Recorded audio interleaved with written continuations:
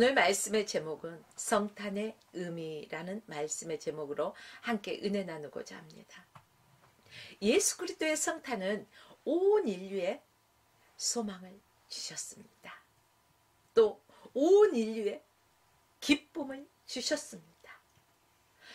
그는 참 하나님이시고 참 사람으로서 우리에게 구원의 주로 오셨다는 사실입니다. 바로 예수 그리스도는 임마누엘이십니다. 하나님이 우리와 함께 하시기 위해서 이 세상에 오신 줄 믿습니다. 그는 우는 자에게 위로를, 또 병든 자에게는 고침을, 실망한 자에게는 소망을 주시기 위해서 오신 줄 믿습니다. 죄악으로 말미암아 고민하는 사람들에게는 죄사함의 은총과 구원의 은혜를 주시기 위해서 오셨습니다. 따라서 이 성탄은 그저 즐겁게 막 트리하고 캐롤송만 울리고 백화점 가면 아주 박인세일하고 이런 성탄의 의미가 아니에요, 여러분.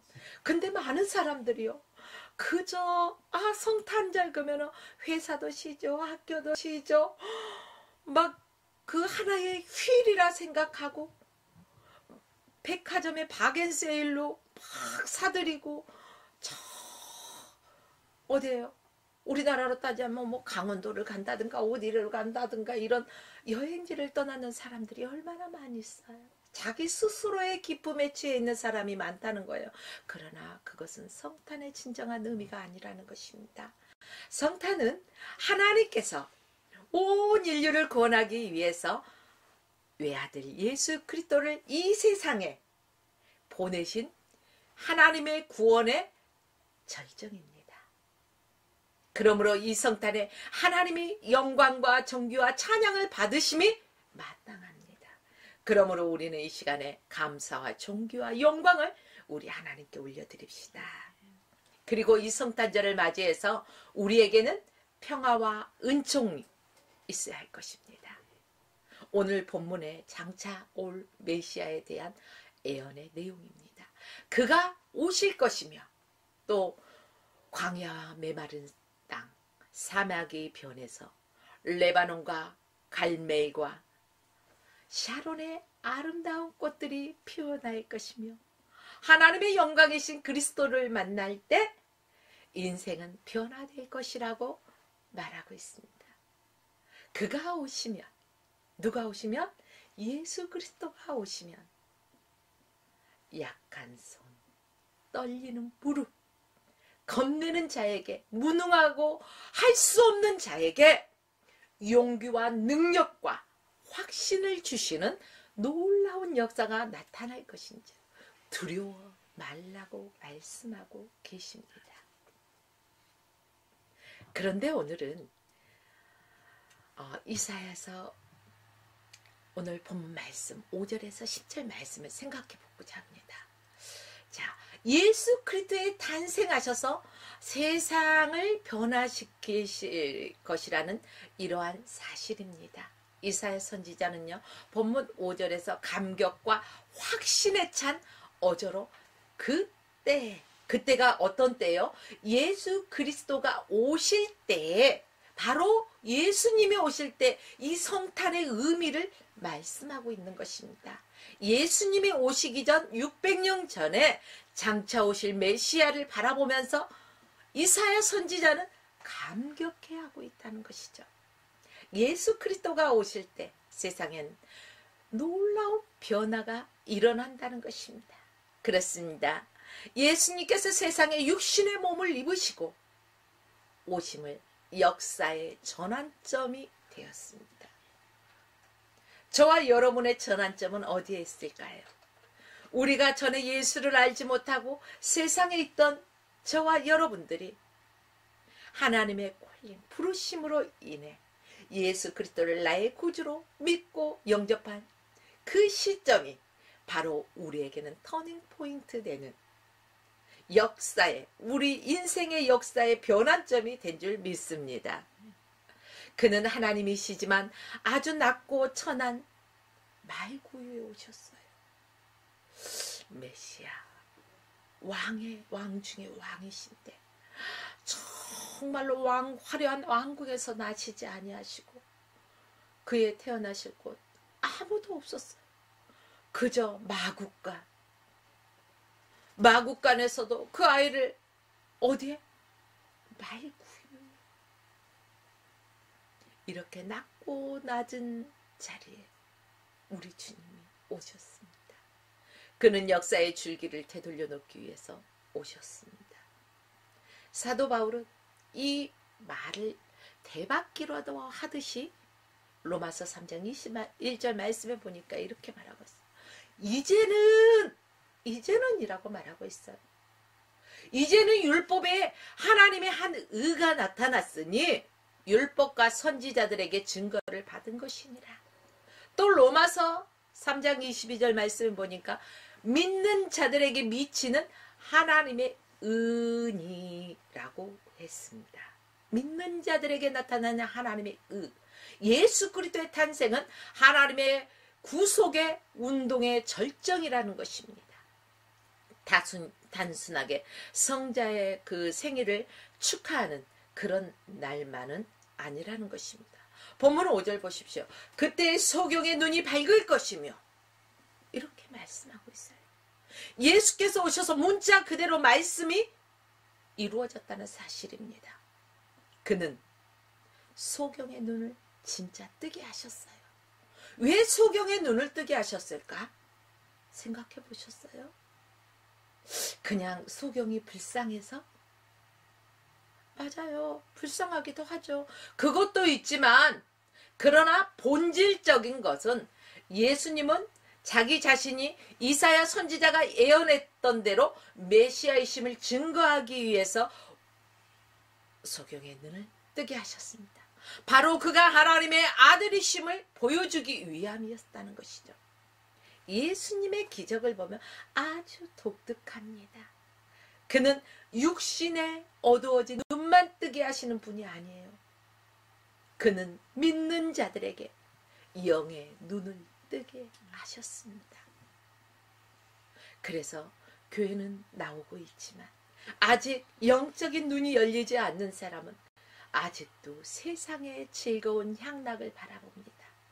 정욕적인 것을 바라봅니다. 세상의 즐거운 것들을 바라봅니다. 그러나 영의 눈을 뜬 사람들은 어떻습니까? 온전히 우리 주 예수 그리스도 하나님의 영광을 위한 그러한 일들을 바라볼 수 있다는 것입니다. 어떻게 하면 하나님의 나라를 확장시키는데 내가 쓰임받을 수 있을까? 하나님의 도구로서 어떻게 쓰임받을 수 있을까? 내가 어떻게 하면 하나님을 좀 더 기쁘시게 해드릴 수 있을까? 하나님의 뜻을 찾고 구하게 된다는 것이죠. 우리를 위해서 이 땅에 오신 하나님의 아들 바로 예수 그리스도를 나의 생명의 구주로 영접할 때 우리의 신령한 눈이 뜨게 된다는 사실입니다. 우리의 신령한 영적인 눈이 뜨게 되면 세계를 바라보게 하신 것입니다. 육신의 소경만 소경일까요? 아니죠. 사람의 육신의 눈은 있지만 영적인 소경이 있습니다. 또 육신의 눈은 어두워서 보지 못하지만 영적인 눈은 열려있는 사람들도 있습니다. 그렇기 때문에 우리가 눈으로 육신의 눈으로 보여진 게 다는 아니라는 사실입니다. 오늘 우리가 살아가는 세상에서 흔히 이런 소리들을 종종 하는 것을 들어보셨을 것입니다. 눈뜬 장님이야? 눈뜬 장님. 이런 말들을 하죠. 또 어르신들 중에는요, 예전에 보면은 그 한글을 알지 못하신 분들도 많잖아요. 이 언어는 되지만 그런 분들에게 어떤 것들을 설명해 드리고 또 성경책을 갖다 드리고 찬송가를 갖다 드리고 하다 보면은요, 저희 어렸을 때 보면 그분들이 아유 나는 눈뜬 장님이야. 그러니까 불러 읽어 그러면은 따라서 할게. 이렇게 말씀하시는 분들도 계셔요. 여러분, 이 세상에 실제로 눈뜬 장님들이 얼마나 많이 있는지 몰라요. 예수 그리스도는 세상에 오셔서 장님의 눈을 고쳐주실 뿐 아니라 우리의 영혼의 눈을 열어서 하나님의 나라의 기이한 것들을 보게 해주신다는 사실입니다. 또 기모거리의 귀가 열릴 것이며 라고 했습니다. 기모거리의 귀가 열리면 어떻게 되죠? 듣게 되잖아요. 이것 또한 이적입니다.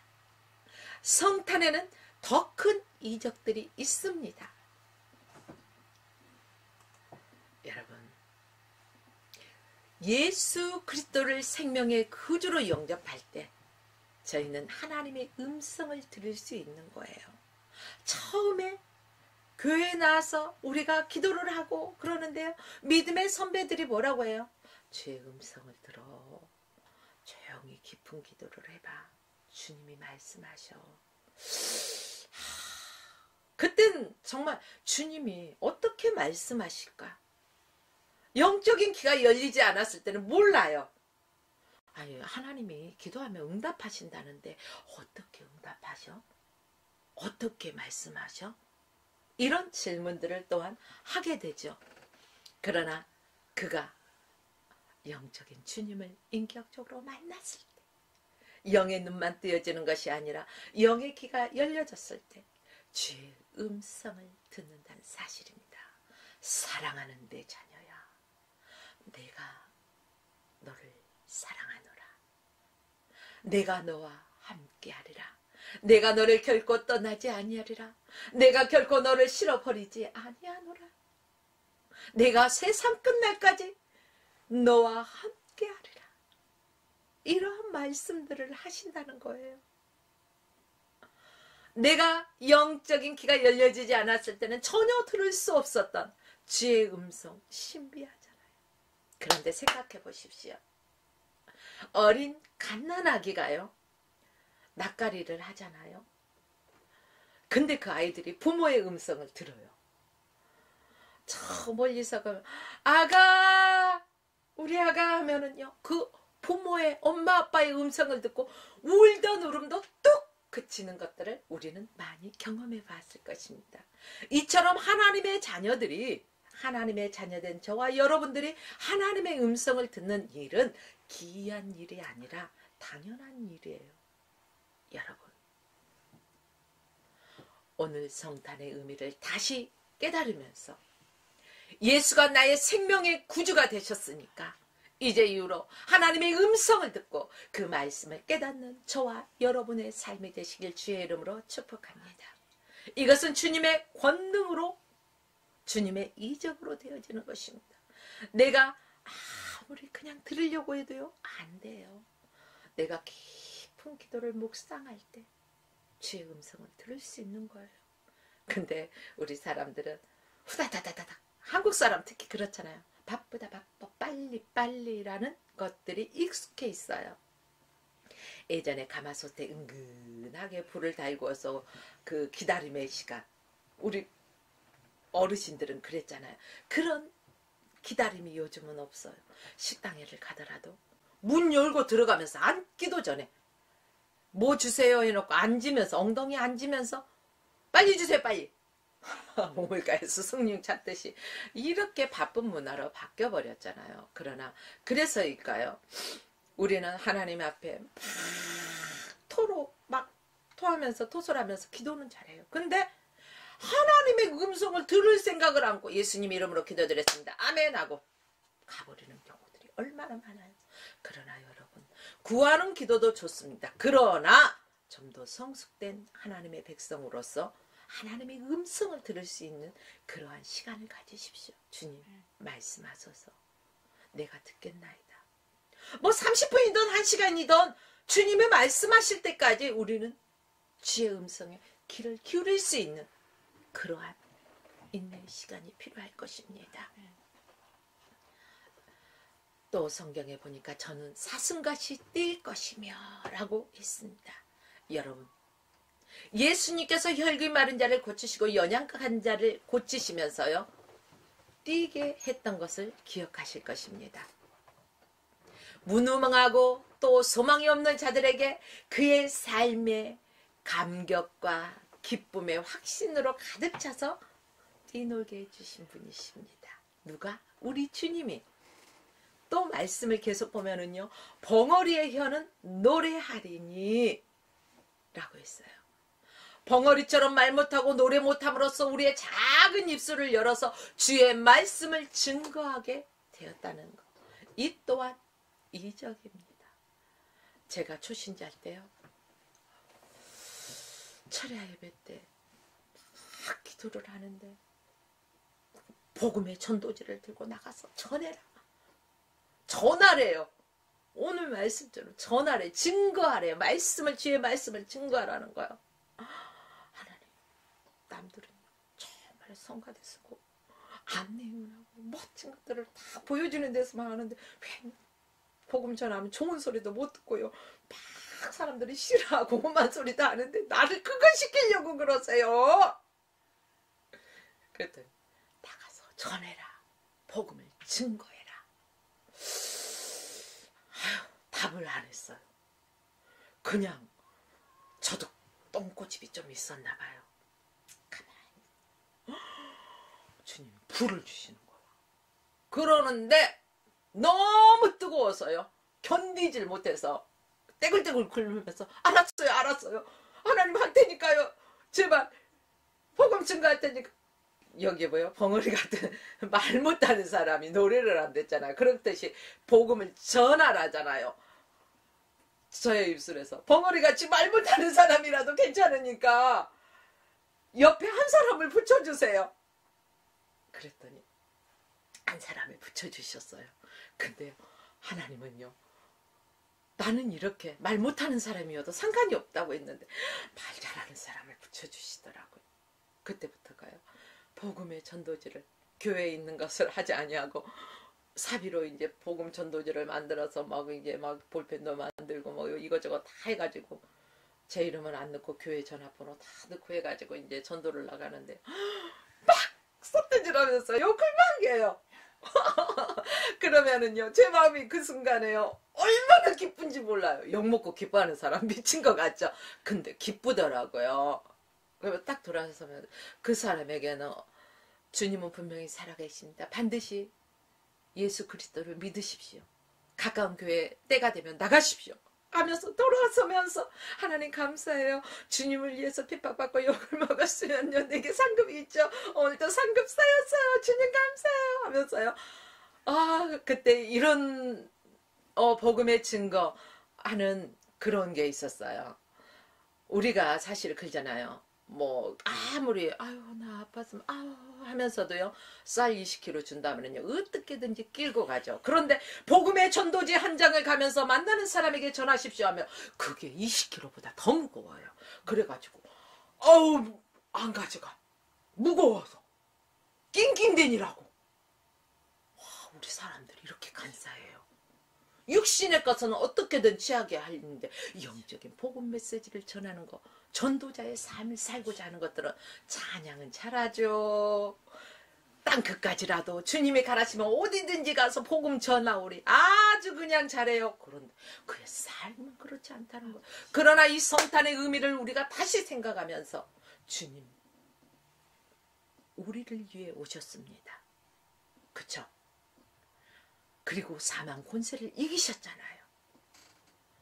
오늘 우리들도 하나님 나라를 확장시켜가는 일에 우리도 귀하게 쓰임받는 선한 도구가 다 되어져서 정말로 우리를 위해서 오신 예수 그리스도를 높이며 찬양하면서 그분만 자랑하는 우리의 삶이 되어지기를 주의 이름으로 축복합니다. 주님 오심으로 인해서 세상은 변하고 우리 또한 변했습니다. 그리고요, 광야에서 물이 솟겠고 사막에서 시내가 흐를 것이라고 성경에서 말씀하고 있어요. 참 흥미있는 것은 예수 그리스도의 탄생을 의미하는 것을 이렇게 표현한다는 거 너무너무 흥미있지 않습니까? 아니 예수 그리스도의 탄생은 아기 예수 그리스도께서 나셨어. 근데 그분이 아기 예수님은 메시아 구세주라고 하는데 왕 중에 왕이신데 저 왕궁에서 나지 않냐고 베들레헴 가장 작은 곳에 또 마구간에서 나셨대. 아니 말구유에 그냥 그 자리를 펴신대. 그런데 광야에서 샘솟고 사막에서 시내가 흐를 것이라는 이런 자연적인 이런 삶 속에서 바라볼 수 있는 것들을 표현해 주셨어요. 참 의미 있죠. 예수 그리스도의 탄생이 이처럼 의미 있고 그러한 의미를 담고 있기 때문에 이러한 것들을 표현하고 있습니다. 예수의 생명, 바로 예수 그리스도의 탄생이 광야에서 물이 솟는 것과 같다는 거예요. 여러분, 광야에 척박한 땅, 사람이 살 수 있는 곳이에요, 없는 곳이에요? 사람이 살기 힘든 곳이에요. 사람뿐일까요? 동물도 살 수가 없는 그러한 척박한 땅이에요. 사막에 물 한 방울을 구하기 위해서 정말로. 그런데 그 물을 봤을 때는 오아시스잖아요. 그쵸? 그런데 사막에 시내가 흐를 것일 거라. 그 메마른 사막에 시내가 물이 흐른다는 것이 참 의미 있는 이러한 표현. 이 표현을 다른 말로 말하자면 우리 한국에서요, 만약에 석유가 펑펑 솟아날 것입니다 하면 믿을 사람 있어요, 없어요? 야야, 말 같은 소리를 해. 아유, 우리나라에서 무슨, 아유, 제발 그랬으면 좋겠다, 야. 이렇게 말씀하시는 분도 있을 거예요. 그러나 이렇게 있을 수 없는 일들이 일어나는 게 바로 우리 주님께서 하시면 된다는 사실입니다. 사막에서 어떻게 샘이 솟아오르겠어요? 그런데 우리 주님이 하신다는 것입니다. 여러분, 한국에서 석유가 솟아난다는 이러한 소식보다 더 놀라운 소식이 바로 광야에서 물이 솟아나는 거예요. 오아시스가 솟아난다는 거예요. 과연 예수 그리스도가 사막의 오아시스와 같이 우리의 그 갈급한 심령에 시원하게 해주신다는 것입니다. 그렇다면 저와 여러분도요, 여름 냉수와 같이 주님의 마음을 시원케 해드리는 저와 여러분의 삶이 되어야 되지 않겠습니까? 예수님은 수가성의 그 사마리아 여인에게 이렇게 말씀하십니다. 내가 주는 물을 먹는 자는 영원히 목마르지 아니하리니. 우리가 한번 물을 마시면 목말라요, 안 말라요? 또 목이 말라서 자꾸 물을 찾잖아요. 그런데 우리의 영적인 기가를 말하고 있는 거예요. 내가 주는 물을 먹는 자는 영원히 목마르지 아니하리라. 요한복음 4장 14절 말씀에 있습니다. 인간의 기가를 해결해 줄 분은 오직 예수 그리스도 한 분이라는 것입니다. 우리가 꼴깍꼴깍 마시는 그러한 물이 아니에요. 우리 영혼의 생수를 말하고 있다는 것입니다. 예수 그리스도는 나의 힘이십니다. 예수 그리스도는 나의 생명이십니다. 예수 그리스도는 나의 길이 되십니다. 그래서 누구든지 예수 그리스도를 말미암지 않고는 아버지께로 갈 자가 없느니라. 내가 곧 길이요 진리요 생명이니라. 우리 주님은 말씀하셨어요. 바로 예수 그리스도는 우리의 갈급한 심령 속에서 사막에 흐르는 생수처럼 우리에게 다가오셨습니다. 여러분, 성탄 없이 인간은 아무 소망이 없어요. 사망의 그늘에 앉아 있을 뻔하였죠. 성탄이 없었다면. 그런데요, 우리 주님이 이 성탄의 기쁨, 성탄의 우리 주님이 탄생하심으로 말미암아 우리가 구원을 받은 하나님의 백성들이 사망의 그늘에서 벗어났지 않습니까? 산 소망을 가졌지 않습니까? 본문 8절로 9절 말씀 보십시오. 하나님께서 우리에게 놀라운 구원의 방법을 보여주셨어요. 본문에 보면은 메시아가 탄생한 것은 우리에게 생명의 길, 구원의 길을 보여주기 위해서 메시아 탄생하셨다는 사실입니다. 오늘 본문대로요, 거기 대로가 있어 그 길은 거룩한 길이라 일컫는 바 되었으니 깨끗하지 못한 자는 지나가지 못하겠고, 여기서 잘 들으세요. 깨끗하지 못한 자는 지나가지 못하겠고 오직 구속함을 입은 자들을 위하여 있게 된 것이라. 우매한 행위는 그 길을 범치 못할 것이며 라고 말씀하고 있습니다. 그런데 이 본문을 읽으면서 우리는 절망에 빠지는 부분이 있죠. 어디에서 여러분 절망에 빠질까요? 깨끗하지 못한 자는 지나가지 못하겠고, 이 세상에 죄 없다는 사람이 있을까요? 깨끗하다고 자랑할 수 있는 사람이 있을까요? 지금까지 메시아가 오셔서 펼쳐진 아름다운 세상을 기대했던 우리로 하여금 낙심케 하는 말씀인 듯하죠. 왜요? 우리가 깨끗하지 못하기 때문에 죄 많은 이 세상에서 나그네 길을 살아가고 있지 않습니까? 사실 우리는 하나님께서만 만드신 거룩한 길을 걸어갈 자격이 없죠. 우리 자신에게는 그래요. 우리 자신을 들여다볼 때 그렇기 때문에 낙심할 수밖에 없어요. 깨끗하지 못한 자는 지나가지 못하겠고, 참으로 이 표현이 하나님의 공의의 표현입니다. 하나님 앞에서 더러운 죄를 가지고는 설 수가 없다는 것입니다. 그래서 우리가 예수 그리스도 이름으로 회개하면은 어때요? 회개하면은 우리를 죄를 다 용서하시고 주님이 기억지 않으신다는 것입니다. 너무나 희망이 되죠. 그래서 오직 구속함을 입은 자들을 위한 것이라고 합니다. 여러분, 하나님 앞에 죄 많은 우리는 설 수 없지만 바로 예수 그리스도의 은혜로 말미암아 우리가 하나님 앞에 나왔습니다.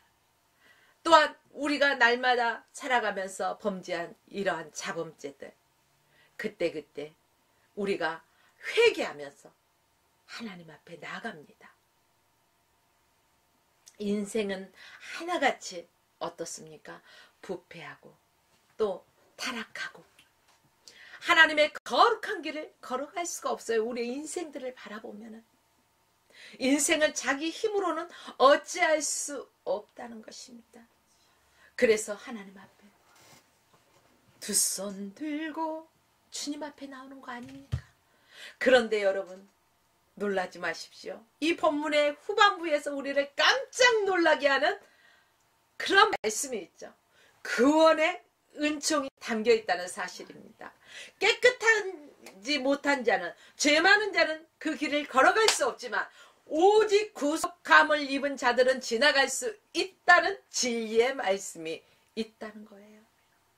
예수 그리스도는 하나님께서 만드신 구속의 주인이십니다.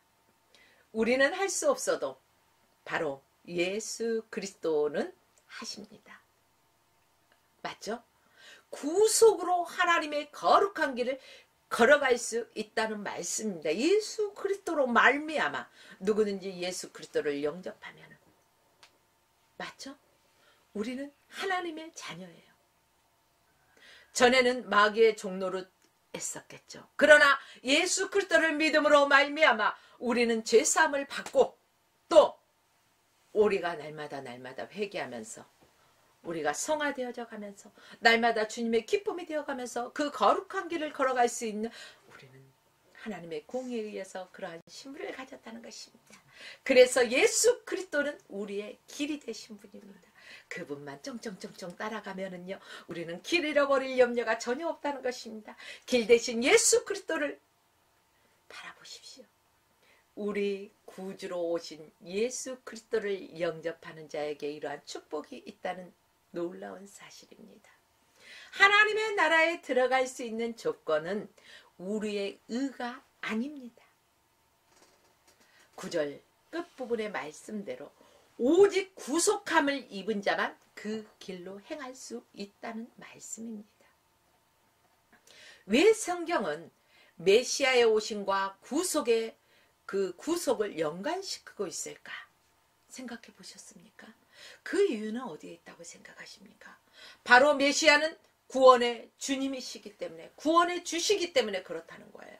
사랑하는 성도 여러분, 예수님이 탄생하신 성탄절을 맞이하면서 이사야 선지자가 600년 전에 이미 말씀한 대로 예수 그리스도는 우리의 구주이심을 선포한 사실에 우리의 가슴이 무덤덤해서는 안 돼요. 우리 가슴이 벅차올라야 돼요. 구원의 감격이 있어야 된다는 것입니다. 감사가 있어야 된다는 것입니다.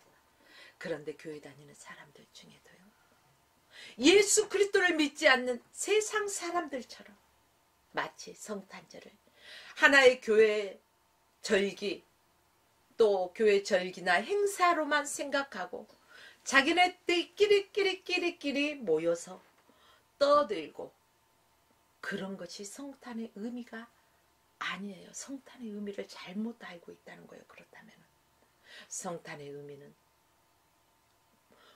우리의 구주이심을, 예수 그리스도가 우리의 구주이심을 선포하는 것에 대해서 우리는 나를 위해서 오신 그 주님 때문에 가슴이 벅차야 된다는 거예요.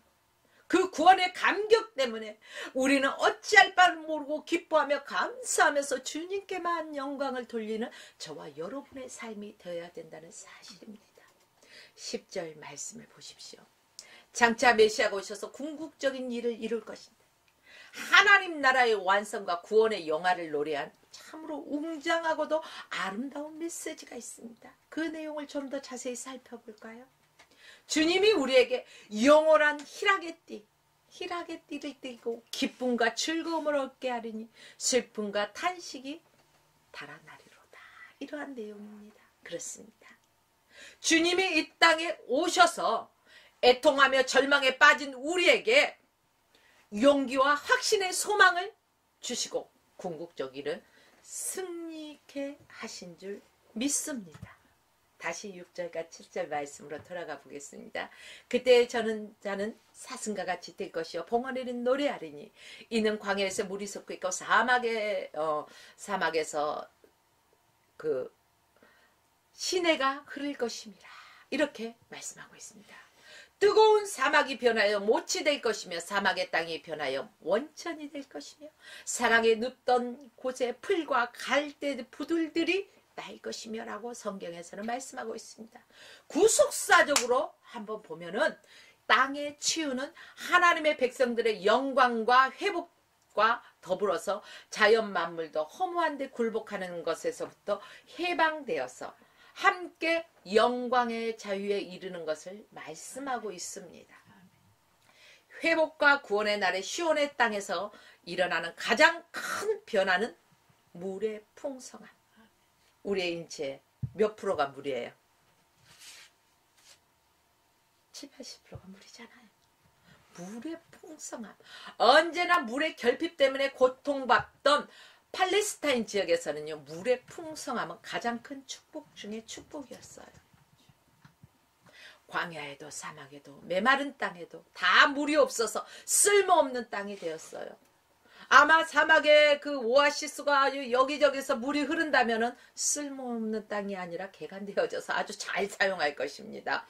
그러나 그곳에 물이 없어서 쓸모없이 되었다는 거예요. 그런데 물이 넘침으로써 이 환경이 바뀌음으로써 모든 것이 변한다는 거죠.